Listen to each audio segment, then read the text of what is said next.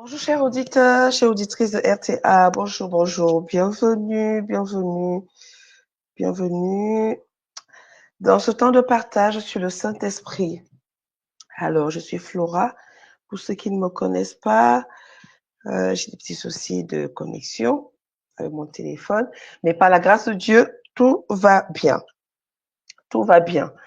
Alors, avant de commencer ce temps d'intercession, déjà, je rends grâce à Dieu pour nos vies. Je rends grâce à Dieu pour sa capacité de, de, de nous faire du bien. Alors ce matin, je le remercie parce qu'il nous a encore accordé le souffle de vie. Alors nous allons prendre ce temps de parler encore du Saint-Esprit parce qu'il est celui dont nous avons besoin.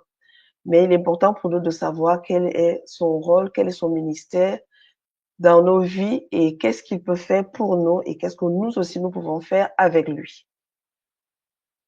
Alors, avant de commencer, je voulais vous inviter à un petit moment de prière et nous allons prier selon Luc 11, verset 13, où il nous est dit ceci. Luc 11, verset 13. Il nous est dit dans Luc 11, verset 13, il est écrit,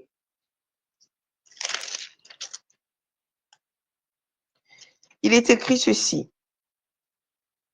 Si donc méchants comme vous l'êtes, vous savez donner de bonnes choses à vos enfants, à combien plus forte raison le Père céleste donnera le Saint-Esprit à ceux qui le lui demandent. Éternel notre Dieu, notre Père, nous te rendons grâce pour tous tes bienfaits. Nous te remercions, Seigneur mon Dieu, de nous avoir créés, de nous avoir sauvés et de nous avoir donné le Saint-Esprit. Alors que nous allons commencer ce temps avec le Saint-Esprit, Seigneur, nous te demandons de nous donner le Saint-Esprit, de nous remplir du Saint-Esprit et de nous accorder cette grâce d'être en sa présence et de l'accueillir comme notre ami, notre conseiller et notre tout. Au nom de Jésus. Amen. Amen, amen, amen. Alors, nous avons vu le Saint-Esprit comme ami. Nous avons vu le Saint-Esprit comme celui-là qui nous conduit. Mais je voudrais qu'on voit le Saint-Esprit avec notre Maître, notre Seigneur, Jésus-Christ. Le Saint-Esprit, Jésus-Christ, Jésus et le Saint-Esprit.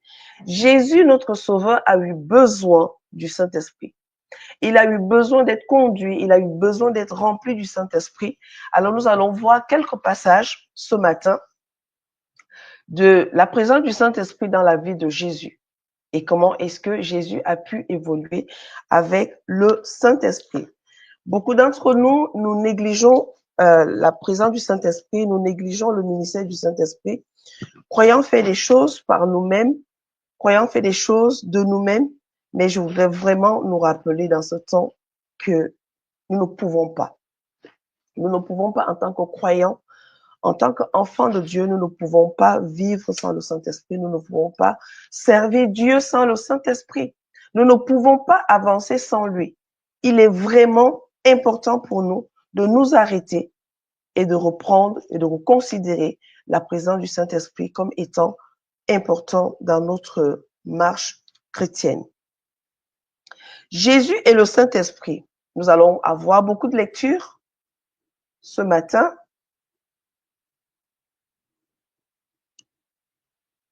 Nous allons avoir beaucoup de lectures à faire pour découvrir comment le Saint-Esprit a conduit Jésus dans son ministère. Alors, pour commencer, nous allons prendre dans le livre de Luc 1, verset 35. Luc 1, verset 35. Luc 1, verset 35, il est écrit, « L'ange lui répondit, « Le Saint-Esprit viendra sur toi et la puissance du Très-Haut te couvrira, et la puissance du Très-Haut te couvrira de son ombre. C'est pourquoi le Saint-Enfant qui naîtra de toi sera appelé Fils de Dieu. » Nous sommes dans l'annonce de la conception de Jésus. Donc, cette annonce commence par la présence du Saint-Esprit. Ici, on est avec la maman de Jésus, donc Marie, la mère de Jésus. Voilà, sur terre, hein. La mère de Jésus, Marie, l'ange lui répondit à Marie, effectivement, le Saint-Esprit viendra sur toi. Alors, je ne comprends pas pourquoi nous, en tant que être humain aujourd'hui, oui, enfant de Dieu, chrétien, croyant, peu importe, nous voulons vivre une vie sans le Saint-Esprit. Quelqu'un va dire, mais Flora, qu'est-ce qu'elle a avec cette histoire du Saint-Esprit? Ça fait pratiquement 3 mois. Et je pense que j'en ai pas fini ici. J'ai trouvé grâce aux yeux de RTA. J'ai pas fini avec le Saint-Esprit puisqu'il faudrait qu'on voit le Saint-Esprit et la Pentecôte, qu'on voit le Saint-Esprit et Dieu. Vraiment pour que nous ayons une idée complète du Saint-Esprit. Je compte continuer. Marie, on vient annoncer à Marie que, effectivement, il va se passer quelque chose dans sa vie, mais cette chose-là, le Saint-Esprit viendra sur elle. Le Saint-Esprit viendra sur elle et la puissance du Très-Haut couvrira Marie. Le Saint-Esprit vient pour que la puissance couvre Marie. Donc, sans le Saint-Esprit, il n'y a pas la puissance de Dieu qui peut couvrir Marie. Et il continue en disant, c'est pourquoi le Saint-Enfant, donc la présence du Saint-Esprit rend les choses saintes dans le corps de Marie. Impressionnant. Peut-être que toi, tu l'as jamais vu comme ça, mais moi aussi, je découvre que non.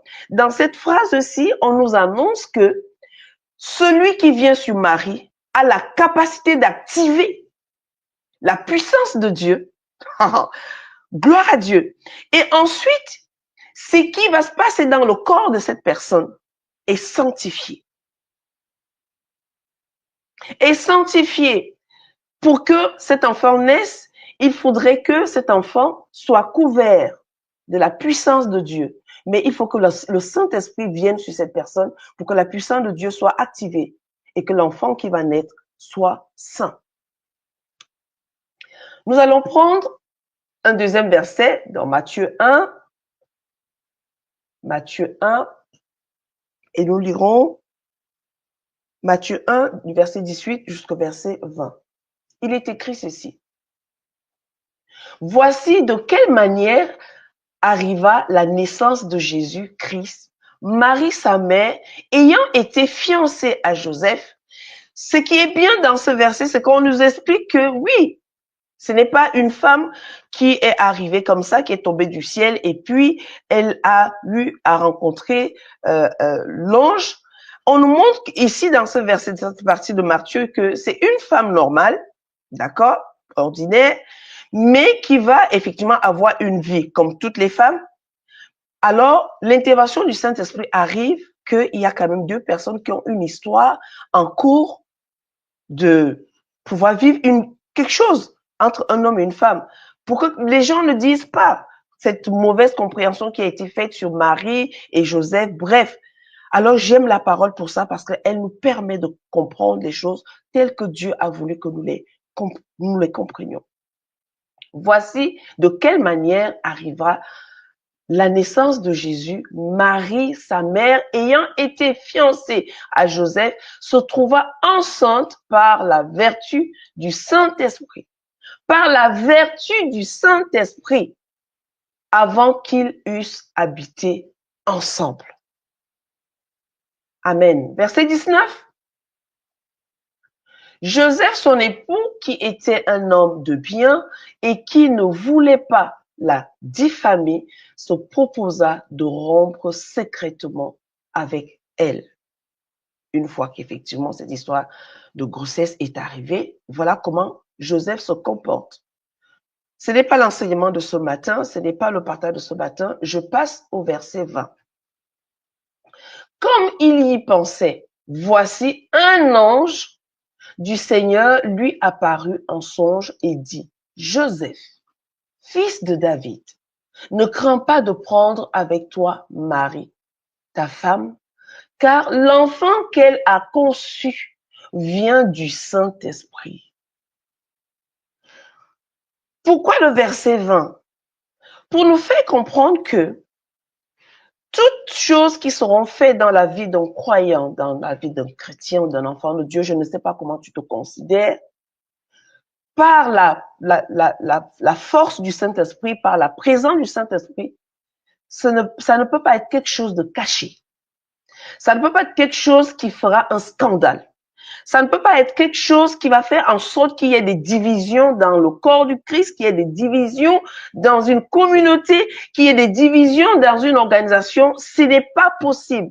Toute chose qui est faite par le Saint-Esprit rassemble. Toute chose que Dieu fera dans notre vie et que nous laisserons le Saint-Esprit agir avec nous ou par nous ne cause pas de division.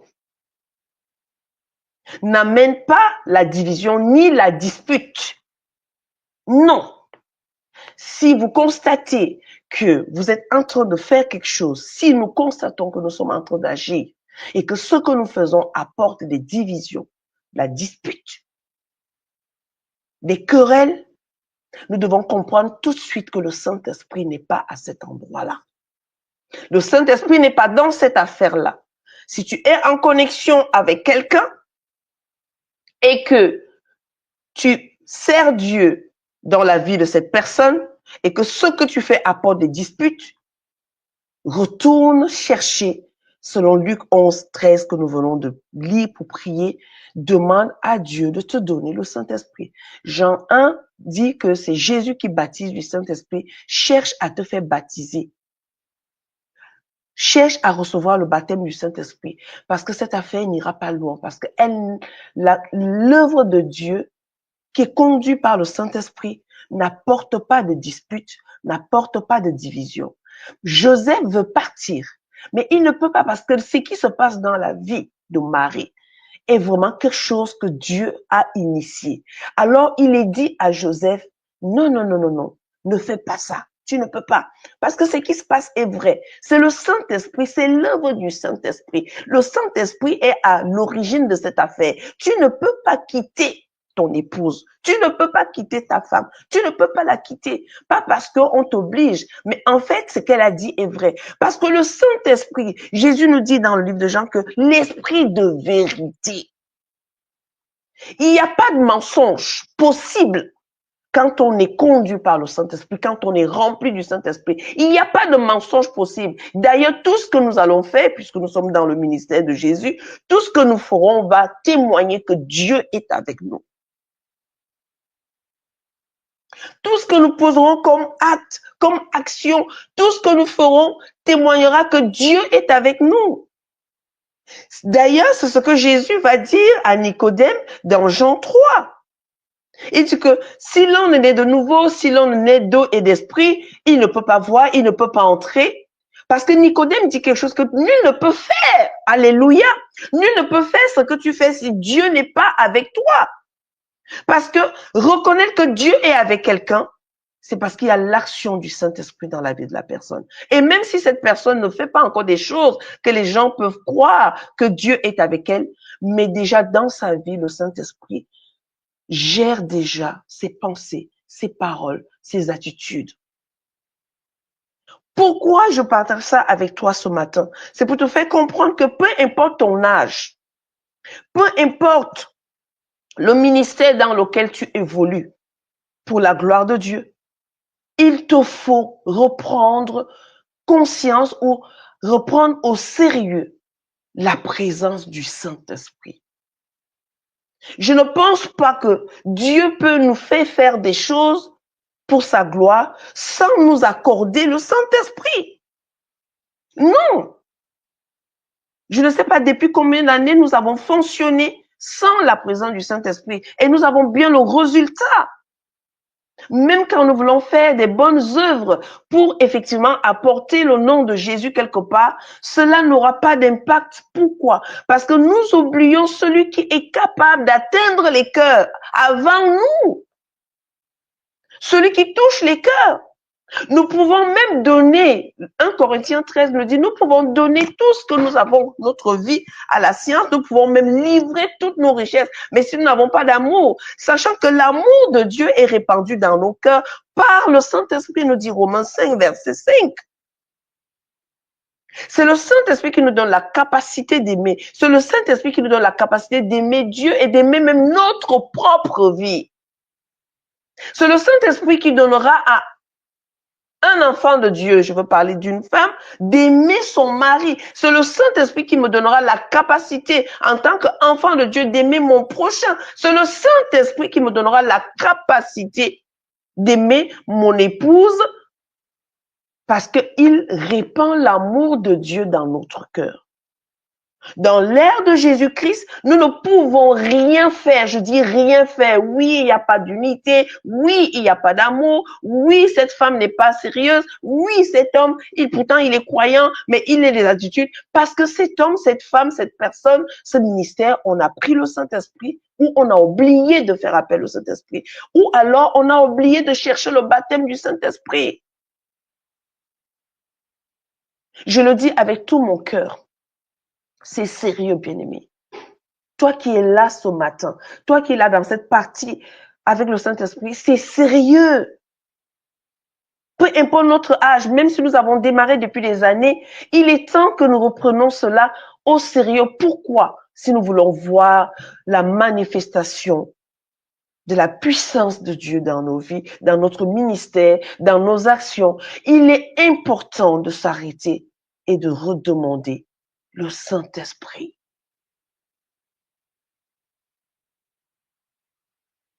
Le Saint-Esprit est venu sur Jésus à son baptême. C'est la suite. Le Saint-Esprit est venu sur Jésus à son baptême. Cette fois-ci, nous allons lire dans Luc 3, du verset 21 au verset 22. Le Saint-Esprit, j'essaie de mettre des sous-thèmes pour que tu comprennes. Le Saint-Esprit est venu sur Jésus à son baptême. Parce que nous nous sommes baptisés, oui, celui qui croira qui sera baptisé sera sauvé. Mais je voudrais vraiment donner des détails de ce qui se passe ici. Avec le Saint-Esprit, je n'irai pas autre part que parler du Saint-Esprit dans cette partie. Luc 3, verset 21 au verset 22. Il est écrit, le verset 21, « Tout le peuple se faisait baptiser. Jésus fut aussi baptisé. Et pendant qu'il priait, le ciel s'ouvrit. » Verset 22. Et le Saint-Esprit descendit sur lui sous une forme corporelle, comme une colombe, et une voix fit entendre du ciel ces paroles. « Tu es mon fils bien-aimé. En toi, j'ai mis toute mon affection. » Pourquoi ce verset? Ce n'est pas pour te parler du baptême de Jésus. Quoique, c'est pour te dire que oui, toi et moi, nous nous sommes baptisés, nous nous sommes fait baptiser. Ce jour-là, il s'est passé la même chose. Beaucoup m'ont fait comprendre que oui, mais Jésus, c'est Jésus. Mais nous sommes nous. Non, nous sommes co-héritiers avec Christ, héritiers de Dieu. Ce que Jésus a possédé sur cette terre est pour nous aussi. Jésus le dit dans Jean 8 ou Jean 14, 12, je ne sais plus trop. Il est dit que si nous croyons en lui, nous ferons des choses, les œuvres qu'il fait et nous en ferons de plus grandes. Alors Jésus ne donne pas cette parole juste pour faire joli, juste pour nous flatter. Non! Effectivement, on a vu que les apôtres ont pu faire des choses, pas parce que Jésus n'était pas capable, mais parce que Jésus même l'a dit que c'est comme ça que ça se passe. Dieu a créé, Jésus a sauvé. Jésus sauve, le Saint-Esprit vient pour restaurer, pour conduire, pour redonner un sens à notre vie. Pourtant, nous sommes sauvés. D'accord? Jésus dit que oui, vous pouvez faire les choses que je fais, mais vous pouvez même faire des plus grandes que moi, parce que moi, dans mon temps, voilà ce que j'ai fait. J'ai guéri les malades, j'ai ressuscité les morts. Mais vous, on voit qu'effectivement, on nous dit que Pierre, son ombre, on nous dit que Paul, le mouchoir qui avait touché Paul pouvait guérir les malades, mais on nous a jamais dit, même si il y a la femme à l'aspect de sang qui a touché juste le pan de la robe de Jésus et a été guérie. Mais on nous dit que les mouchoirs de Paul, le mouchoir qui avait touché Paul, on pouvait ramener ça à un malade et le malade était guéri. On nous dit que l'ombre de Pierre guérissait les malades. L'ombre. Parce que c'est une parole que Jésus a dit que vous ferez des choses plus grandes. Pas parce que Jésus soit petit ou alors Jésus nous montre que quand on a le Saint-Esprit, il n'y a pas de jalousie. Il n'y a pas de jalousie. Il y a beaucoup de choses qui ne pourront pas exister au milieu de nous. Parce que la présence du Saint-Esprit, l'action du Saint-Esprit ne fonctionne pas avec la jalousie, le mépris, la convoitise. Ces choses-là ne fonctionnent pas. Si nous allons plus loin dans la parole, nous trouverons que, effectivement, ces choses-là sont des choses qui proviennent de la chair et elles sont contraires à l'esprit. D'accord? Donc, Jésus se fait baptiser et voilà quelque chose qui se passe. Le Saint-Esprit descend sur lui. Mais pourquoi est-ce que le Saint-Esprit descend? Est-ce que Dieu a besoin d'attendre que le Saint-Esprit descende pour parler? Il y a une action qui se déroule ici dans le baptême de Jésus, c'est que le Saint-Esprit descend d'abord pour que Dieu puisse parler. Ce n'est plus comme à la création. Ici, nous sommes dans la renaissance. Nous sommes dans quelque chose de nouveau. Nous ne sommes plus dans la création où effectivement Dieu parle pour que le Saint-Esprit agisse. Ici, nous sommes, le Saint-Esprit doit d'abord se présenter. La nouvelle naissance, ça veut dire que, oh, je suis édifié moi-même. Nous ne pouvons pas commencer à entrer dans le ministère, entrer dans le service à Dieu sans veiller à cette partie-ci. Je comprends pourquoi mon téléphone ne me donnait pas accès à la connexion ce matin. Parce que moi-même, je suis assise, là, je parle de cette affaire et je me rends compte qu'il se passe quelque chose en moi. Non! Dans la nouvelle naissance, la première chose qui vient sur nous, c'est la présence du Saint-Esprit. Parce que nous sommes morts par nos fautes. Et pour retrouver la vie quand nous nous baptisons, c'est le Saint-Esprit. Quand nous sommes plongés dans l'eau et que nous sortons, il y a quelqu'un qui prend place. Il prend place en nous. Maintenant, c'est vrai qu'après ceci, nous devons prendre conscience que, en nous baptisant, nous changeons de vie. Cette prise de conscience me permet d'activer la présence du Saint-Esprit en moi pour m'aider à vivre cette nouvelle vie, à ne plus retourner dans le vieil homme et faire des choses du passé, la calomnie, la critique, la dispute, les convoitises, le mensonge, le vol, la tromperie, la corruption, toutes ces choses dans lesquelles nous étions avant le baptême. Si je suis conscient que je viens de commencer une nouvelle vie, je me suis fait baptiser, j'active donc la présence du Saint-Esprit parce que je le reçois au baptême. Le Saint-Esprit descend, Dieu parle. Dieu confirme que, ok, celui-ci est mon fils bien-aimé. Celui-ci est celui en qui je mets mon affection. Je mets toute mon affection sur Jésus. Et cela est valable pour nous. J'ai entendu, oui, tu parles comme ça, Flora, mais tu sais, c'était à l'époque de Jésus. Mais je ne comprends pas ce qui arrive aux croyants. Et ce n'est pas les païens, c'est les croyants qui me le disent, que c'était à l'époque de Jésus. Mais quelle est l'époque de Jésus? Jésus est venu faire quoi? Il est venu pour nous restaurer. Il est venu pour chercher ce que nous avons perdu. Quand je dis ce que nous avons perdu, c'est eux, la gloire. Tous ont péché et sont privés de la gloire de Dieu. Jésus est donc venu pour chercher cette gloire-là que nous avons perdue. Il dit ce qui était perdu, pour nous remettre à notre place. Mais il dit que non, c'est important. Moi, j'ai peut-être sauvé, mais il y a un qui va vous permettre de vivre ces choses-là. Il va même vous annoncer ce que j'ai fait. Il va vous enseigner tout ce que je vous ai dit. Il va vous donner le sens de ce que j'ai dit, parce que moi, je vous dis ça en parabole, mais lui, quand il viendra, il va vous expliquer la chose terre à terre, selon ta situation, selon tes capacités à comprendre. Il s'adapte à toute capacité. Que tu es bac plus 5, au bac plus 9, le Saint-Esprit s'adapte. Que tu n'aies pas fait d'études du tout, le Saint-Esprit s'adapte. Que tu ne saches pas lire du tout, le Saint-Esprit s'adapte. Il est avantageux pour vous que moi je m'en aille, pour que lui il prenne place. Alors quand nous acceptons Jésus, quand nous nous faisons baptiser, l'action du Saint-Esprit est accomplie dans notre vie. Parce que la nouvelle vie que nous allons commencer doit pouvoir être agréable à Dieu le Père pour qu'il puisse dire, ah Flora, ok, Tu as laissé ci, tu as laissé ça, tu ne veux plus de ci, tu ne veux plus de ça. Bon, voilà, ok. Le Saint-Esprit va te conduire quelque part où je t'attends. Il va te conduire à aller prier pour les gens. Il va te conduire pour aller apporter aux gens ce que j'ai fait avec toi. Dire aux gens ce que tu étais hier et ce que tu es devenu aujourd'hui. Même si je sais que beaucoup d'entre nous, nous n'aimons pas ça. Beaucoup m'ont fait comprendre que oui, tu aimes trop parler de tes péchés, hein, tu sais que tu ne devais pas. Mais comment je peux parler de mon salut si je ne dis pas ce que Jésus a fait pour moi? Comment je peux dire aux gens que Jésus m'a sauvé si je ne dis pas que j'étais une femme adultère? Comment je peux dire à quelqu'un que Jésus a changé ma vie si je ne lui dis pas que moi j'étais une femme qui menait une vie déréglée? Comment je peux dire à quelqu'un que Jésus a changé ma vie si je ne lui dis pas dans quel état j'étais? Quel témoignage? Alors j'ai souvent dit à ces personnes-là que je suis désolée.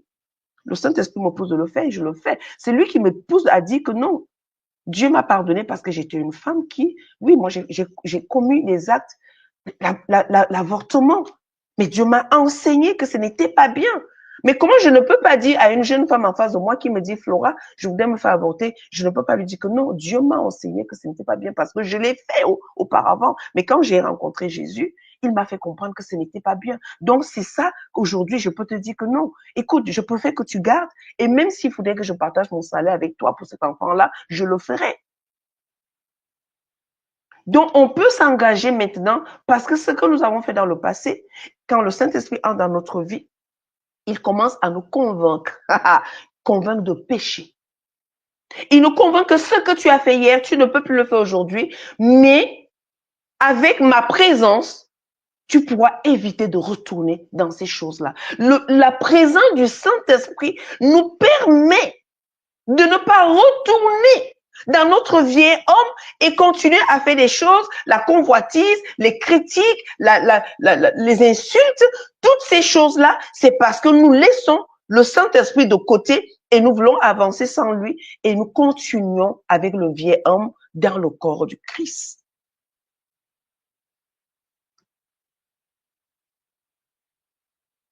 Le verset 22 nous dit, et le Saint-Esprit descendit sur lui comme sous une forme corporelle, comme une colombe, et une voix se fit entendre du ciel ces paroles, tu es mon fils, tu es mon fils, tu es mon fils bien-aimé. En toi, j'ai mis toute mon affection. Alors, nous pensons que Dieu va, oh là là, Dieu ne peut pas prononcer ces paroles sur nous si nous négligeons la présence du Saint-Esprit. Mes amis, si nous prenons le Saint-Esprit au sérieux, nous allons entendre Dieu nous dire que je n'ai pas envie de te perdre. Nous allons entendre Dieu nous dire que non, Flora, je ne veux pas te perdre parce que si je te perds, l'endroit où tu te trouves en ce moment pour moi, si je te perds, j'aurais perdu quelque chose, quelqu'un d'important. Ce n'est pas question de se vanter. Quand on prend le Saint-Esprit au sérieux, Dieu nous prend au sérieux. Et nous devenons quelqu'un que Dieu protège. Pas besoin de dire, Seigneur, protège-moi.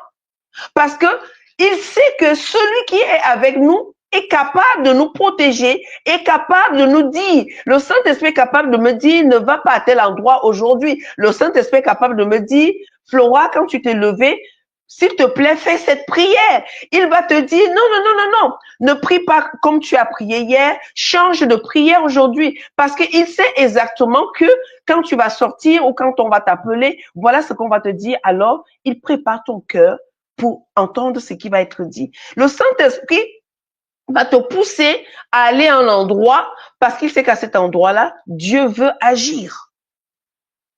Donc finalement, nous faisons des choses par notre propre chair, notre propre volonté, parce que nous laissons le Saint-Esprit dans son petit coin et nous voulons avancer.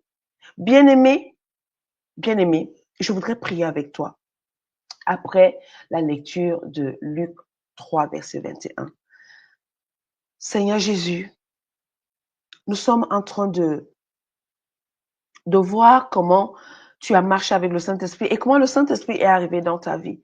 Je te prie pour quelqu'un ici à cet instant. Celui ou celle qui un jour n'a pas pris le temps de chercher le Saint-Esprit, n'a pas pris le temps, peut-être par ignorance, n'a pas pris le temps de demander au Saint-Esprit de le conduire, de la conduire, de vivre en lui, en elle. Je te prie, Seigneur Jésus, tu as dit qu'il était avantageux pour toi que tu t'en ailles afin que le Saint-Esprit prenne place. Je prie que le Saint-Esprit prenne place dans la vie de quelqu'un aujourd'hui, que le Saint-Esprit prenne place dans un ministère, que le Saint-Esprit prenne place dans une communauté, que le Saint-Esprit prenne place dans une église, que le Saint-Esprit prenne place dans une vie, dans une démarche, dans une situation, afin que les choses soient faites, conduites et réalisées par sa puissance, par sa présence et par son aide au nom de Jésus. Amen. Amen. Voyons le Saint-Esprit qui a mené Jésus dans le désert pour être tenté. Oui, bien-aimé. Parce que nous avons cette chanson, je suis attaqué, la persécution, ouais, mon ministère est persécuté, mon ministère est attaqué. Ok, ça peut se dire à l'interne. Qu'est-ce que j'appelle interne? Ça veut dire qu'on est un groupe de personnes. Voilà, RTA, c'est un groupe de personnes. Maintenant, nous rencontrons une difficulté à RTA. On se regroupe et on prend tant de jeûnes, on prend tant de prières. Pour dire, Seigneur, nous sommes en train de rencontrer une difficulté. Nous avons besoin que tu nous parle, que tu nous dises ce que nous devons faire. Comment est-ce que nous allons éviter? Peut-être que cette difficulté vient de toi. Peut-être que cette situation, c'est toi.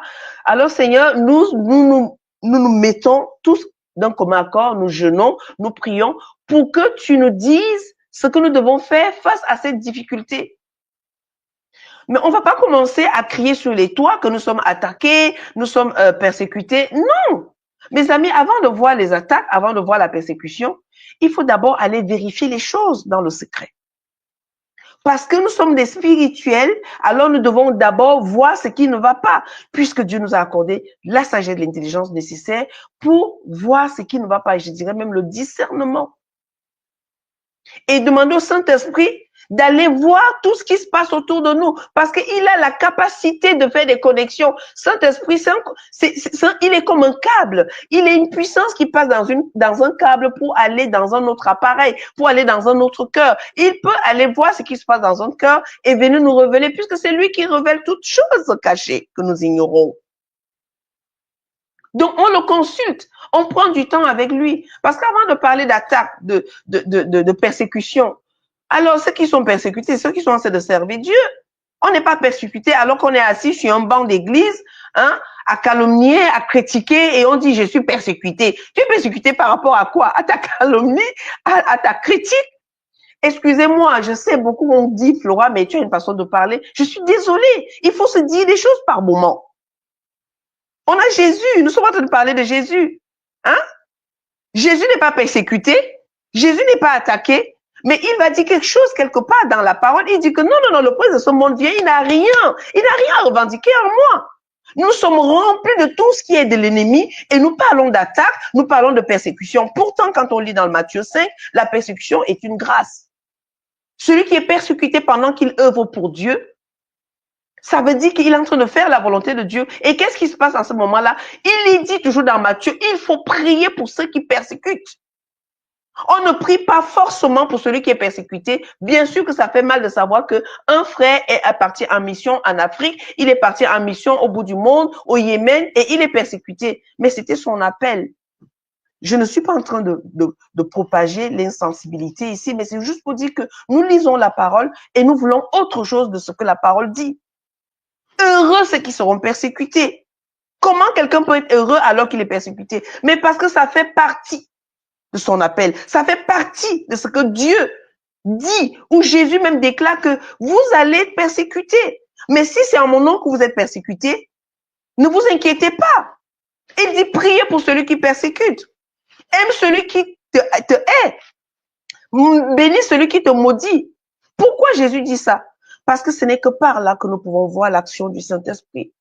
Ce n'est que par là que nous pouvons voir le Saint-Esprit mettre dans notre cœur la maîtrise, alléluia, la joie, la douceur. Oui, donc on prie pour celui qui persécute. On commence à intercéder pour ce groupe de malfaiteurs qui persécutent l'Église en disant, Seigneur, Nous te confions ces malfaiteurs. Nous te confions ces personnes qui ne te connaissent pas, qui veulent vraiment attaquer ton œuvre. Parce que ce n'est pas notre œuvre. Ce n'est pas notre projet. Ce ne sont pas nos plans. Ce sont les plans de Dieu. Alors si quelqu'un vient attaquer les plans de Dieu, pourquoi je vais m'inquiéter? Je vais dire, Seigneur, c'est toi qui m'as appelé. Ce que je suis en train de faire, c'est pour toi que je le fais. Et voilà ce qui se passe. Qu'est-ce que tu en penses? Donne-moi la force nécessaire de tenir. Donne-moi la paix pour que je puisse faire face. C'est ce que Jésus faisait. Nous voulons prendre Jésus comme modèle. Prenons aussi ce côté où, effectivement, les choses se compliquent et Jésus fait confiance au Père. Voilà pourquoi Jésus passe son temps à aller prier seul. Parce qu'effectivement, il ne peut pas partir avec ses disciples. Ils n'ont pas encore compris les choses. Ils sont encore dans, oui, Seigneur, tu veux que je fasse descendre le feu. Seigneur, tu veux, mais non, mais toi, tu ne mourras pas. Parce que quand Dieu appelle quelqu'un, nous devons prendre conscience que quand Dieu t'appelle, il y a dedans la persécution, il y a la souffrance, il y a des oppositions, il y a le manque. Oui, le manque. On peut manquer d'argent. Même si on a un travail, on peut manquer d'argent. On ne peut pas avoir plus que ce qu'on gagne dans notre travail parce que ça fait partie de ton appel. Parce que dans ton appel, Dieu laisse que d'autres personnes viennent te donner ce que tu n'as pas. Parce qu'il voudrait que tu saches que c'est lui qui s'occupe de toi. Mais nous devons prendre conscience de cela. Le Saint-Esprit va amener Jésus dans le désert pour être tenté. Un religieux va dire, ah non, je suis tenté parce que Satan m'attaque, je suis tenté parce que je suis persécuté, je suis tenté. Non, tu es tenté parce que ce qui est en toi doit être éprouvé. Jésus doit être éprouvé dans le désert pour voir s'il est vraiment capable de prendre soin des vies. Il faut que Jésus, il est humain, il doit être testé, il doit être éprouvé. Alors, rempli du Saint-Esprit, il est conduit dans le désert. Voici ce que Luc 4, verset 1 nous dit. Jésus, rempli du Saint-Esprit, revient du Jourdain et il fut conduit par l'Esprit dans le désert. Dans Matthieu, il est dit pour être tenté. Pour être tenté par l'ennemi. Où personne ne peut aimer cette partie, sauf ceux qui se sont engagés. Et il faut savoir que les personnes qui se sont engagées sont des personnes qui renoncent à tout ce que Dieu leur dit, je ne veux pas de ça.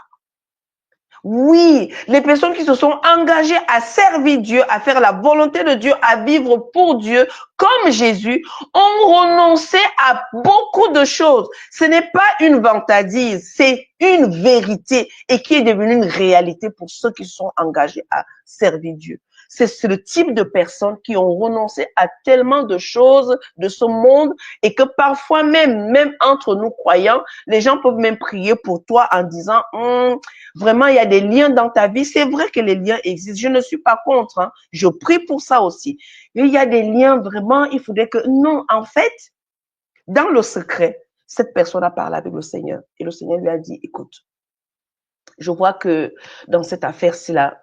En ce qui me concerne, je ne te laisserai pas dedans.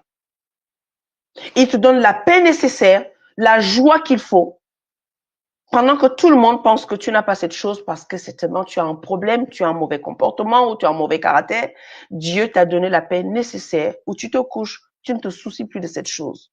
Alors Jésus est rempli du Saint-Esprit. Il n'est pas rempli du Saint-Esprit pour aller s'asseoir dans un banc d'église. Il n'est pas rempli du Saint-Esprit pour aller s'asseoir quelque part et commencer à critiquer un ministère. Il n'est pas rempli du Saint-Esprit pour aller... Il est rempli du Saint-Esprit pour aller être tenté par le diable.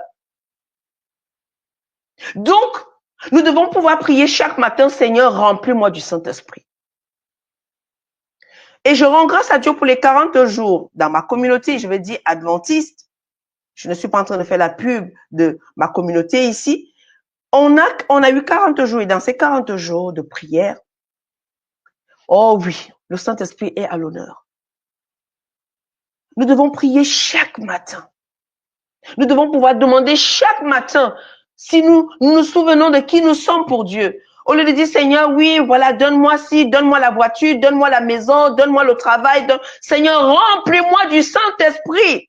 Ça change notre vie. Ça change notre mentalité. Ça change notre journée. Ça change notre semaine. Ça change notre mois. Pendant que les gens sont irrités pour un tout petit peu, pendant que les gens sont confus pour un tout petit peu, Le Saint-Esprit te donne la capacité de te maîtriser. Il te donne la capacité de réfléchir avant de parler. Il te donne la capacité de te mettre à la place de celui qu'on accuse, de celui qu'on est en train de rejeter, de celui qu'on est en train de critiquer. Pendant qu'on critique, le Saint-Esprit te permet de dire, Flora, toi, tu ne peux pas critiquer. Regarde bien, il y a quelque chose de bon en cette personne parce que Dieu a des plans pour cette personne. Alors, si cette personne fait comme elle est en train de faire, Flora, toi, vois autre chose. Michael, toi, vois autre chose. Jabron, toi, vois autre chose. Oui. Donc, chacun individuellement, nous devons pouvoir demander d'être remplis. Si le frère ne demande pas, toi, demande. Le salut individuel, si tu veux faire, si tu veux être agréable à ton Père, à ton Dieu, il est important pour toi de te remplir. Ne suis pas la foule. Et même quand tu es dans une foule, distingue-toi en te laissant remplir du Saint-Esprit. Demande cette affaire. Elle est très importante et elle est utile pour l'avancement. Je dis bien pour ceux qui s'engagent à servir Dieu, à vivre la volonté de Dieu. Ne t'en vas pas sans le Saint-Esprit. Lève-toi chaque matin si tu as un rappel, même si c'est pas sur ton téléphone, rappelle, demande à Dieu de te remplir du Saint-Esprit. Mets un rappel. Mon ami, mon frère, ma soeur, cher auditeur, chère auditrice, tu vivras des choses merveilleuses. Parce que le Saint-Esprit ne te décevra pas. Et il va t'amener dans des situations qui vont t'éprouver, mais qui vont sortir de toi des capacités que tu ignorais. La première chose que le Saint-Esprit fait en nous, c'est d'abord nous mettre dans une position de rejet de tout ce qui peut nous empêcher de servir Dieu avec force, avec zèle, avec assurance. Parce que nous avons en nous des peurs qui doivent partir. Nous avons en nous des inquiétudes qui doivent quitter. Nous avons en nous des choses qui doivent nous quitter. Mais nous gardons toutes ces choses et nous disons, je suis comme ça. Dieu m'a créé comme ça. Non, à la nouvelle naissance, tu n'es plus obligé d'être comme ça parce que tu es né de nouveau. Tu n'es pas né de la chair ni de sang, mais de Dieu. Et Dieu est esprit, nous dit Jean 4, verset 24. Il faut que ce qu'il adore en esprit. Et si Dieu nous a créés à son image, quand nous sommes nés de nouveau, nous sommes recréés à l'image de Dieu. Esprit. Activez l'esprit. N'éteignons pas l'esprit. Permettons à l'esprit de vivre afin de nous faire des choses que Dieu seul peut faire dans la vie des autres et même dans notre propre vie. C'était Luc 4, verset 1.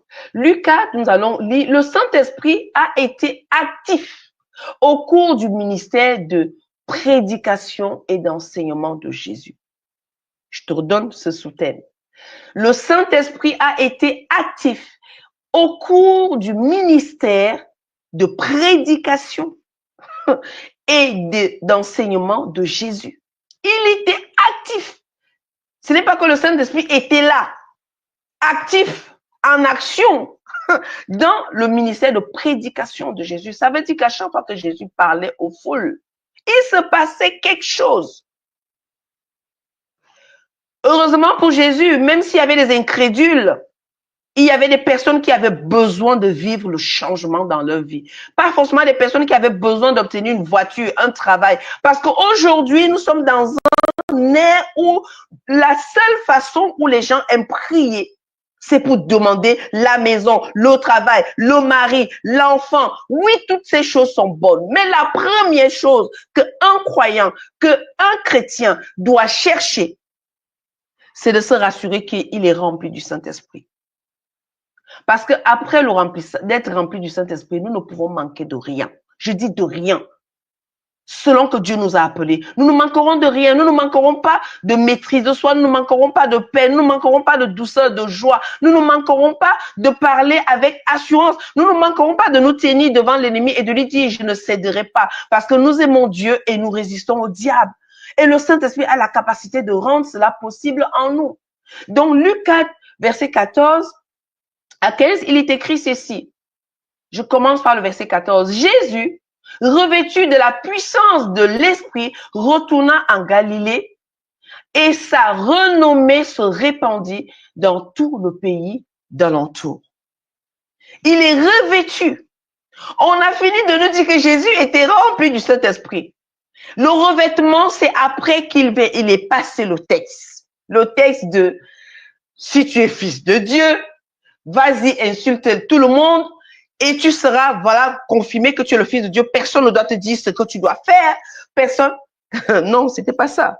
Satan lui dit que si tu es fils de Dieu, fais ci, fais ça, fais ça, fais ça, fais ça, fais ça. Puis Jésus lui dit que non, non, non, il est écrit, il est dit ceci. Jusqu'au niveau où le Saint-Esprit, Satan va lui dire, écoute, si tu vois, tout ça m'a été donné.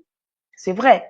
Adam et Ève ont cédé, puisque Adam a été placé dans le jardin, Dieu lui a donné la responsabilité de toutes ses richesses. Effectivement, quand le péché arrive, Satan prend possession de ces choses-là, puisqu'il a trompé pour prendre ce qui était à Adam et Ève.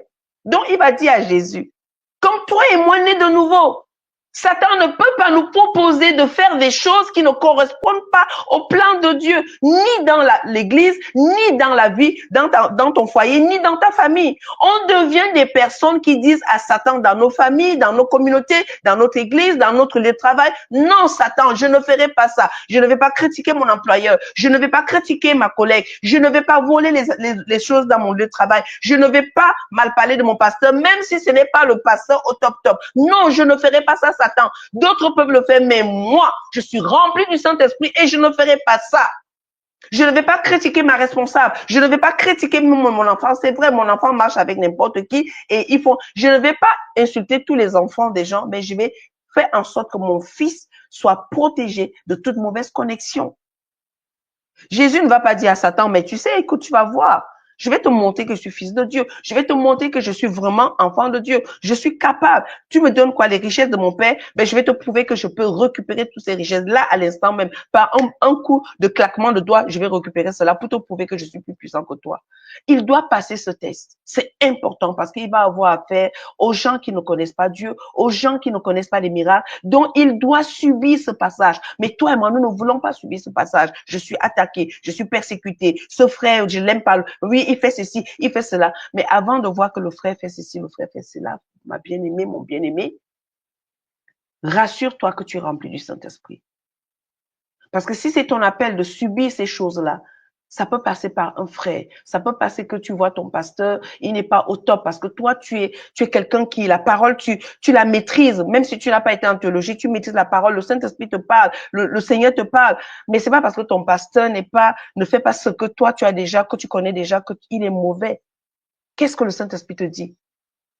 Quel droit tu as à dire à ton pasteur à mépriser ton pasteur, à manquer de respect à ton père, à manquer de respect à ton époux, à manquer de respect à ton épouse, parce que tu n'es pas rempli du Saint-Esprit, tout simplement. Parce que nous ne sommes pas remplis du Saint-Esprit, alors nous passons à côté de certaines personnes, de certaines situations, de certaines choses qui sont effectivement un moyen de nous amener au plus haut. Satan, Jésus est revêtu de puissance parce qu'il a fini de traverser l'épreuve dans le désert. Il est revêtu maintenant, il est parti à un endroit où sa renommée va être répandue. Verset 15. Il enseignait dans les synagogues et il était glorifié par tous. Seigneur, je veux voir ta gloire. Seigneur, ta gloire, avant de chercher la gloire de Dieu, tu dois d'abord chercher à être rempli du Saint-Esprit. Parce que la gloire de Dieu, c'est pas quelque chose qui va venir comme ça parce que tu as prié. Il y aura des situations. Moïse dit la même chose. Mais Moïse dit, Seigneur, si tu ne m'accompagnes pas, Moïse est dans une situation, il doit conduire le peuple. Il ne peut pas voir la gloire de Dieu s'il est placé là à dire, Seigneur, fais-moi voir ta gloire. Dieu lui dit, ok, avance. Je vais marcher moi, mais devant toi, mais tu ne peux pas voir mon devant, tu verras que mon derrière. Donc, tu veux voir ma gloire, il n'y a pas de souci, mais avance, continue, même si c'est difficile, continue, parce que c'est dans cette difficulté-là que tu verras la gloire de Dieu. La gloire de Dieu, c'est quoi même déjà? C'est le Dieu qui est honoré, c'est le Dieu qui est respecté, c'est le Dieu qui est béni, parce que quand je pose une action, Dieu doit trouver son compte dedans. C'est ça la gloire de Dieu.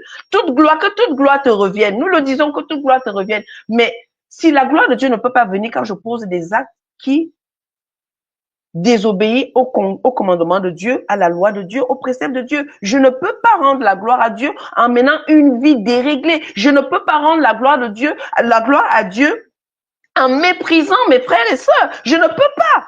Ou en dénigrant ce jeune homme ou ces jeunes filles parce qu'effectivement, elle fait des choses, elle est en train d'apprendre et toi, tu penses déjà qu'il faut qu'elle fasse des choses comme, oui, bien sûr qu'un jeune homme peut être rempli du Saint-Esprit, mais il n'a pas encore vraiment l'expérience de faire certaines choses comme un adulte qui est là à l'église depuis longtemps. Il faut accompagner le jeune parce que même s'il est rempli du Saint-Esprit, il faut l'accompagner. Et voir même peut-être que ce jeune-là peut nous apprendre des choses. Parce que si lui, il est rempli du Saint-Esprit, dans le livre de Joël, il nous dit que le Saint-Esprit, Dieu répand l'Esprit sur toute chair. Et nos fils et nos filles prophétiseront. Si aujourd'hui nos enfants vont se mettre à prophétiser, qu'est-ce que nous allons faire? Si nous ne sommes pas remplis du Saint-Esprit, nous n'allons même pas prendre conscience que c'est Dieu qui est en train de parler au travers de leur bouche. Jésus, revêtu du Saint-Esprit, va connaître une renommée. Le verset 15 nous dit qu'effectivement, il est dans la synagogue et il est glorifié par tous. Le verset 17,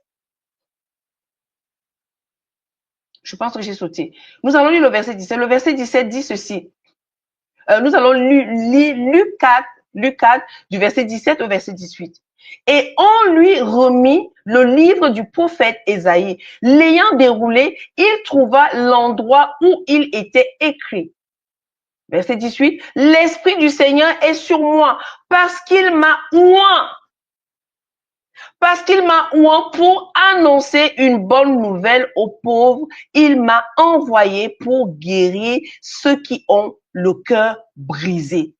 Mes amis, l'action du Saint-Esprit dans la vie de Jésus, on a vu comment c'est parti. Et la maman est visitée et on lui dit que c'est le Saint-Esprit qui fera cette affaire-là. Et on lui dit, après Jésus est baptisé, le Saint-Esprit dit, OK, tu es à nous, tu vas faire la volonté du Père. Et le Père dit que oui, je t'aime, j'ai mis mon affection. Et ensuite, il descend.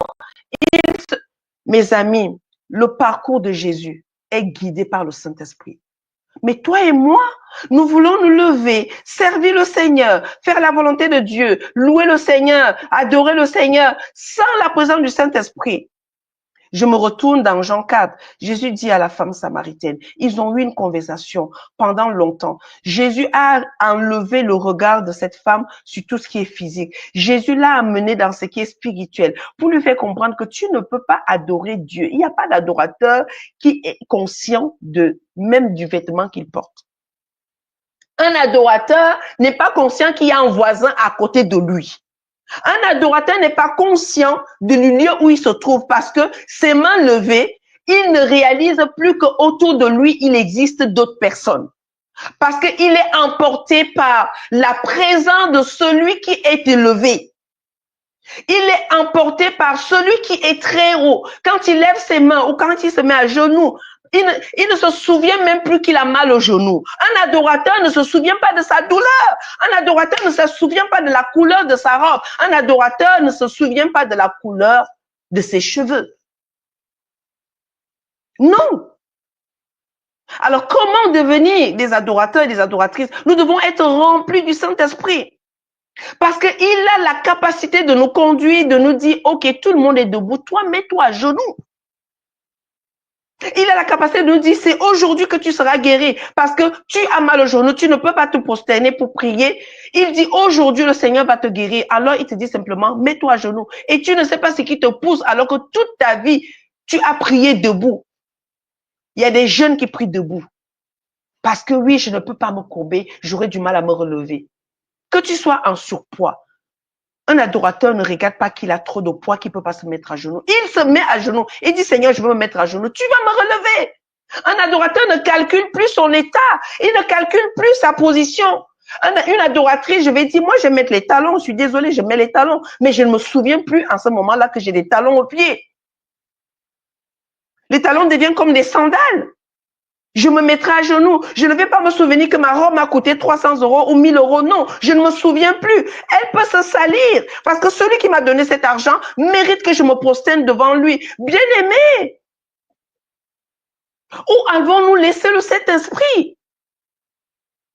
Nous voulons agir, nous voulons faire des choses. Oui, les bonnes œuvres que Dieu a préparées, il a mis l'action du Saint-Esprit dedans.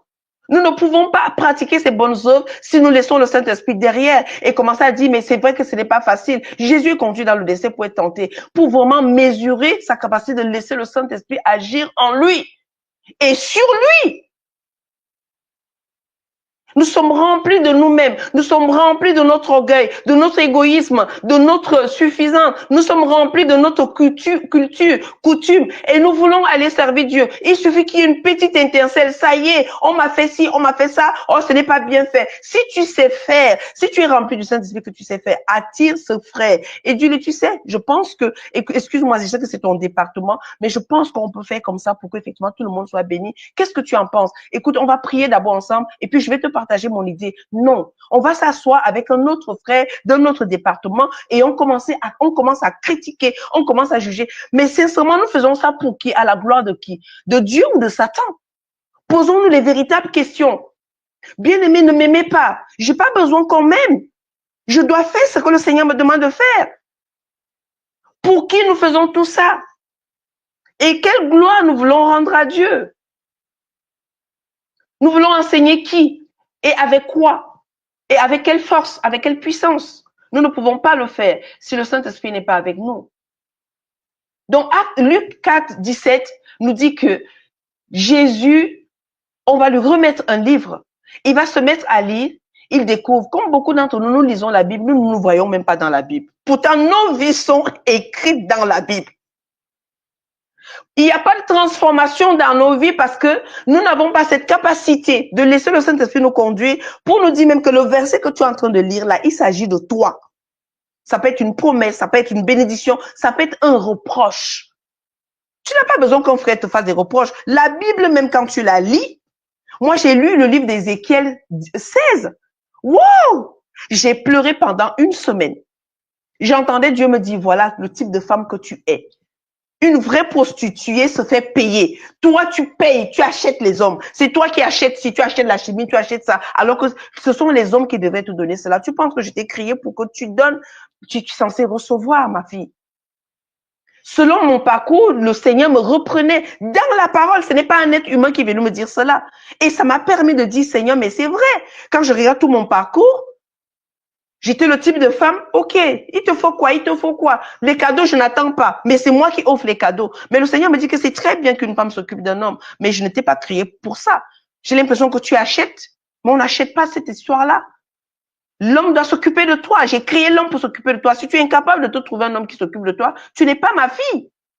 C'était pour moi qu'il me disait cela. En tout cas, s'il y a une jeune femme qui entend ce temps de Saint-Esprit et que tu peux comprendre des choses, cherche Flora, je vais t'apprendre des choses sur la vie que tu mènes. Revenons sur Jésus. Revenons sur Jésus.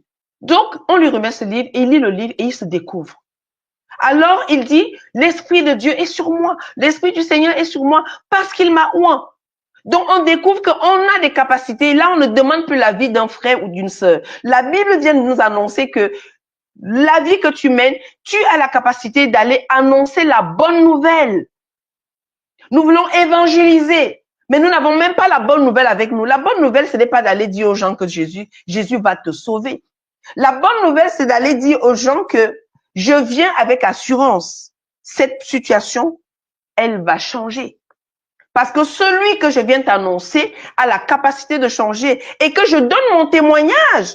J'ai été une femme qui buvait de l'alcool, mais en un jour, j'ai dit, Seigneur, je ne veux plus boire de l'alcool. Je ne veux plus être remplie de quelque chose qui me donne d'être joyeuse.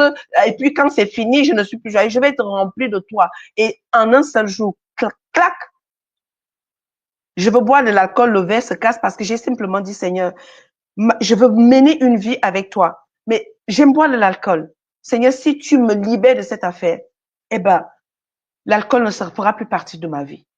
Et face à un verre d'alcool, je prends le verre, je mets sur mes lèvres. Juste poser le verre sur mes lèvres, le verre se casse. C'est vrai que j'ai des témoignages que je ne donne pas. Le verre s'est cassé entre mes mains. Je me suis pas blessée, mais le verre s'est cassé. Et la personne qui m'invitait me dit, mais non, ne t'inquiète pas, ce n'est qu'un verre, je vais te redonner un verre. Et je lui annonce que non, mon frère, je ne bois plus d'alcool. Parce que j'ai fait une prière, j'ai demandé quelque chose au Seigneur. Il vient de me faire comprendre que il prend en compte ce que je lui ai dit. Parce que je lui ai dit, Seigneur, si tu m'aides à arrêter cette histoire-là, je ne boirai plus d'alcool. Et la joie que cet alcool fabrique en moi, c'est toi qui vas me donner cette joie. Et depuis ce jour-là, je n'ai plus bu d'alcool. Je n'ai pas eu besoin qu'on prie pour moi. Je ne dis pas qu'il ne faut pas prier pour ceux qui boivent, mais c'est une volonté. C'est une volonté de dire, Seigneur, je veux t'appartenir. Je veux mener la nouvelle naissance avec toi. Je veux vivre ce qu'on dit dans la parole. Donc, quand Jésus lit, il découvre que il est celui-là qui doit aller annoncer la bonne nouvelle. Il est celui-là qui doit aller apporter la libération, la guérison. Mais toi et moi, qu'est-ce que nous faisons?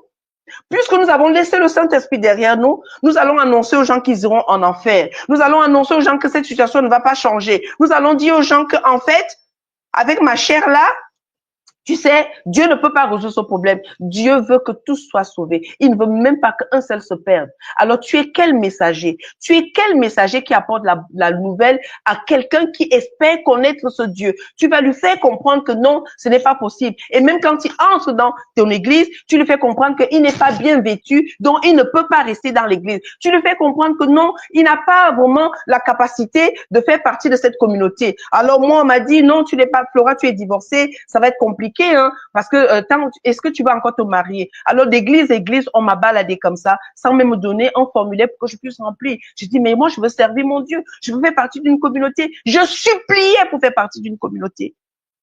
Suppliais. Je suis allée à gauche, à droite. On me dit, non, Florent, on va t'envoyer le formulaire donne-nous ton adresse mail. Jamais je reçu un mail, on m'a donné un formulaire. Mais en même temps, j'ai compris que Dieu m'appelait quelque part. Parce que quand on rencontre ces difficultés, il faut se dire, certainement, ce n'est pas la volonté de Dieu. Mais j'avais vu quelles étaient les mentalités parce qu'on me demandait, Flora, tu es divorcée, mais ça va être compliqué. Ça fait combien de temps que tu es divorcée? Et je donne le nombre d'années. Oh oui, mais est-ce que tu comptes te remarier? Alors, j'ai passé des comment ça, des interrogatoires pour savoir si j'allais me remarier. Mais malheureusement, pour certains, jusqu'à aujourd'hui, je me suis pas remariée. Mais ça n'empêche pas Dieu de dire, Flora, tu sais, ta vie m'appartient. Hein. Même si ma vie n'appartient pas aux hommes, mais ma vie appartient à celui qui m'a créé, celui qui a voulu mon existence. Tout ça parce que nous nous aventurons à faire des choses sans le Saint-Esprit. Donc, on empêche des ouvriers d'entrer pour la moisson. Oui, je dis des ouvriers. On empêche des personnes. Il y a des personnes qui sont prêtes.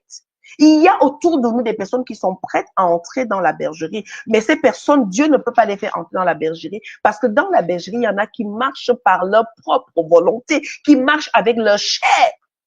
Et c'est dommage parce que tout ceci fait en sorte que Dieu ne peut pas agir dans nos communautés. Il ne peut pas agir dans nos églises et nos églises deviennent des églises mortes.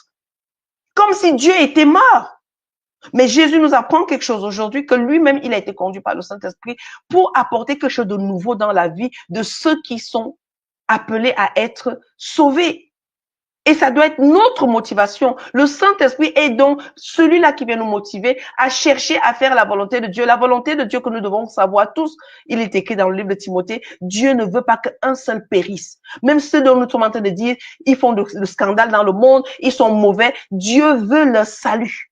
Jésus est mort pour eux aussi. Mais sans l'aide du Saint-Esprit dans notre cœur, dans notre âme, dans notre esprit, nous ne pouvons pas épouser la vision de Dieu. Nous allons donc commencer à inventer des systèmes parce que dans notre communauté, ça marche comme ça, on s'habille comme ça, c'est vrai. C'est vrai, on doit être comme ça. Mais si cela peut sauver les âmes, tant mieux. Mais si cela peut chasser les âmes, je dis arrêtons. Reprenons le Saint-Esprit. Il a la capacité d'apprendre à une personne comment s'habiller. Quand on le prend au sérieux, je sais de quoi je parle. Il m'a appris à m'habiller parce que je ne savais pas m'habiller.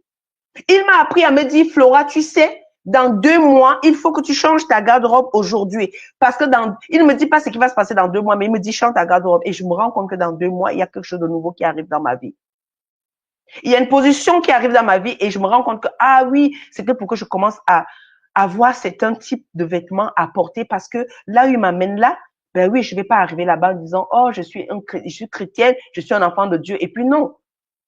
C'est d'abord ce qui est à l'extérieur de moi qu'on verra, mais ça, c'est le Saint-Esprit qui a la capacité de nous dire comment nous devons nous vêtir. Pas les hommes. Les hommes nous diront selon ce qui est dans leur cœur. Quelqu'un qui se néglige ne va jamais t'encourager à prendre soin de toi. C'est quelqu'un qui prend soin de ses cheveux ne va jamais t'encourager à prendre soin de tes cheveux. Quelqu'un qui prend soin de son style vestimentaire ne va jamais t'encourager à prendre soin de ton style vestimentaire. Il va toujours trouver quelque chose à critiquer parce que lui-même, il est dans cet état-là. Le manque de la présence du Saint-Esprit en nous pousse à faire des choses qui ne sont pas agréables ni à Dieu, ni élever les hommes. Je vais lire le verset le verset 18, le Saint-Esprit, il dit, l'Esprit du Seigneur est sur moi. L'Esprit du Seigneur est sur moi. Il n'est plus en lui, mais il est sur lui pour le conduire vers les aveugles. Alors parfois, nous allons vers des personnes, ils sont pas aveugles, mais nous voulons ouvrir les yeux. Nous allons vers des personnes, ils ne sont pas dans le besoin financier, mais nous voulons leur donner de l'argent. Nous allons vers des personnes, ils ne sont pas dans le besoin d'être guéris parce que Dieu veut d'abord instruire son âme pour pouvoir laisser cette chose qui a amené la maladie. Nous voulons prier pour leur guérison. Que ce soit un serviteur ou que ce soit celui qui est dans le besoin, en tant que croyant, il est important que chacun de nous soyons remplis du Saint-Esprit. Si le Saint-Esprit voudrait que j'aille voir Michael pour prier pour moi, il va me dire, il y a une femme là-bas, va la voir, elle va prier pour toi. Et Michael sera préparé déjà quand elle va juste prier pour toi. Ce n'est pas elle qui te guérit, mais quand elle va prier pour toi, ça va se faire parce que c'est une préparation qui est faite en esprit. C'est une préparation qui est faite dans le secret. Jésus dit que l'Esprit est sur moi parce qu'il a découvert dans le livre que c'est de lui qu'on parlait. Comme toi et moi, Dieu dit, vous êtes mes témoins. Donc, il dit dans la Bible que vous êtes mes témoins. Quand tu dis cela, tu dis, Seigneur, je suis ton témoin. Comment je fais pour être ton témoin? Il dit, le Saint-Esprit survenant sur vous et vous serez mes témoins. Vous serez mes témoins dans votre famille, vous serez mes témoins dans votre lieu de travail, vous serez mes témoins même là, l'endroit où les gens ne veulent pas entendre parler de moi. Vous serez mes témoins parce que chaque chose que vous allez faire, votre comportement, votre attitude témoignera que vous êtes de ma maison. Vous êtes de mon royaume. Regardons, le Saint-Esprit a mis de la puissance dans le ministère de guérison de Jésus. Ce sera certainement notre dernière partie. J'aurais bien voulu qu'on voit le Saint-Esprit et la Pentecôte, mais je voudrais m'attarder sur cette dernière partie. Mais avant de m'attarder sur cette dernière partie, je t'invite à la prière. Saint-Esprit, je sais que tu es là. Saint-Esprit, je sais que tu es là à cet instant et que tu veux agir dans un cœur. Luc 4, versets 14 et 15. Nous allons lire Luc 4, verset 14 et le verset 15. Il est écrit ceci dans le verset 14. Le verset 14, ok, il n'apparaît pas, je vais le lire. Jésus remplit, non, le verset 14, il dit, Jésus revêtu de la puissance de l'Esprit, retourna en Galilée, et sa renommée se répandit dans tout le pays de l'entour. Le verset 15 dit ceci, il enseignait dans les synagogues et il était glorifié par tous. Jésus est revêtu du Saint-Esprit. Il retourne dans les endroits où, effectivement, il y a un besoin en Galilée. Et à cet endroit-là, sa renommée va être répandue.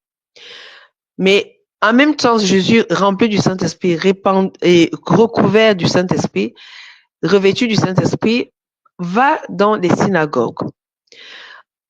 Non seulement il va dans les synagogues, le verset 17 nous dit, et on lui remit le livre du prophète Ésaïe. Et quand il va lire ce livre du prophète Ésaïe, il va trouver l'endroit où il est écrit, l'Esprit du Seigneur est sur moi, parce qu'il m'a oint pour annoncer une bonne nouvelle aux pauvres. Il m'a envoyé pour guérir ceux qui ont le cœur brisé. Et le verset 18, l'Esprit du Seigneur est sur moi parce qu'il m'a oint pour annoncer une bonne nouvelle aux pauvres et il m'a envoyé pour guérir ceux qui ont le cœur brisé. Le verset 19, pour proclamer aux captifs la délivrance et aux aveugles le recouvrement de la vue, pour renvoyer libres les opprimés, pour publier une année de grâce du Seigneur. Le verset 20, ensuite il roula le livre et le remit au serviteur et s'assit, tous ceux qui se trouvaient dans la synagogue avaient les regards fixés sur lui. Dans cette partie, on voit la mission de Jésus. Et cette mission de Jésus est toujours accompagnée par le Saint-Esprit. Donc, j'ai dit dans le sous-thème, le Saint-Esprit a été actif. Ça veut dire que c'est le Saint-Esprit qui fait tout. Parce qu'il doit proclamer une année de grâce. Il doit redonner la vue à ceux qui l'avaient perdu. Il doit annoncer une bonne nouvelle aux pauvres. Il doit guérir les malades. Il doit guérir ceux qui ont les cœurs brisés. Il doit délivrer ceux qui sont dans la captivité. Le Saint-Esprit a donc cette capacité de nous faire des choses qui font du bien. J'ai dit quelque part, en espérant que ça a été enregistré, que quand nous sommes avec le Saint-Esprit, nous ne pouvons rien faire qui contrarie l'autre. Nous ne pouvons rien faire qui nous divise de l'autre. Nous ne pouvons rien faire. Non, nous ne pouvons rien faire. Je dis chacun individuellement. Alors, si tout le monde se mettait à laisser être rempli du Saint-Esprit, être conduit par le Saint-Esprit, nous aurons des communautés où on appellera nos églises la maison de prière. On appellera nos églises la maison spirituelle, l'endroit où Dieu agit, l'endroit où Dieu accomplit les miracles, l'endroit où Dieu transforme les vies, parce que nous sommes chacun de nous remplis du Saint-Esprit et cherchons à être conduits par le Saint-Esprit. Jésus, à cet endroit, les yeux seront fixés sur lui, pas parce qu'effectivement, il fait quelque chose d'extraordinaire ou quelque chose que les gens n'ont jamais compris, mais c'est qu'il y a quelque chose en lui qui interpelle. Et pendant qu'il est en train de lire ce livre, il est revêtu du Saint-Esprit. Donc, j'imagine qu'il y avait une lumière qui éclatait de lui, qui pouvait en déranger ceux qui voulaient vivre dans les ténèbres, mais qui pouvait attirer ceux qui avaient effectivement tout ce qu'ils venaient de lire. Si quelqu'un était aveugle, si quelqu'un était malade, si quelqu'un avait besoin de guérison, ben, il regardait Jésus en se disant, waouh, ça y est, enfin, j'ai une solution, j'ai quelqu'un qui va me sortir de ma situation. Donc, le Saint-Esprit était actif dans cette partie-là de la vie de Jésus. Mais aussi, le Saint-Esprit a mis de la puissance dans le ministère de guérison de Jésus. Dans chaque ministère, dans chaque département, il y a les mêmes choses qui doivent exister. Même si on est le département de la liturgie, il peut avoir les capacités d'apporter une bonne nouvelle à quelqu'un en chantant, à guérir quelqu'un en chantant. Et même si on est dans le département, je ne sais pas moi, d'évangélisation, encore mieux. Oui, nous devons avoir la capacité d'apporter aux gens.